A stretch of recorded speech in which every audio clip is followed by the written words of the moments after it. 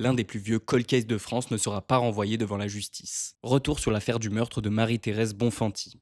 Nous sommes le jeudi 22 mai 1986 dans la ville de Pontcharrat en Isère. La voiture de Marie-Thérèse Bonfanti est découverte devant une grande bâtisse, les clés sur le contact, son sac à main sur le siège passager. La jeune femme de 25 ans est en revanche introuvable. Elle avait garé sa voiture ici pour livrer des journaux, comme elle le faisait tous les jours pour arrondir ses fins de mois. Dans la soirée, ni la nourrice qui gardait son bébé de 6 mois, ni son mari qu'elle devait retrouver dans la maison familiale ne la voient arriver. Marie-Thérèse a disparu. L'enquête débute. Le propriétaire de la maison devant laquelle était garée la voiture est placé en garde à vue et interrogé. Il s'appelle Yves Chatin, il est âgé de 21 ans. À cette époque, il nie toute implication dans la disparition de la jeune femme. Faute de preuves, les enquêteurs le relâchent. Puis en 1989, la Cour de cassation clôt définitivement l'affaire. Mais en 2020, une nouvelle information judiciaire est ouverte. Et en 2022, Yves Chatin, âgé cette fois-ci de 56 ans, est à nouveau placé en garde à vue. Cette fois-ci, il reconnaît avoir étranglé Marie-Thérèse Bonfanti et s'être débarrassé de son corps en le jetant dans un ravin. Les restes de la victime sont retrouvés sur ses indications. Marie-Thérèse Bonfanti peut enfin être inhumée en mars 2024, près de 38 ans après sa disparition. Côté judiciaire, ça se complique. Mis en examen pour enlèvement, séquestration et homicide volontaire, Yves Chatin est écroué. Mais sa défense invoque la prescription et obtient sa remise en liberté fin 2023. Peut-il, doit-il être jugé? C'est la décision que devrait prendre ce 16 janvier la Cour de cassation. Un cas qui fera jurisprudence et s'appliquera à de nombreux autres cold cases.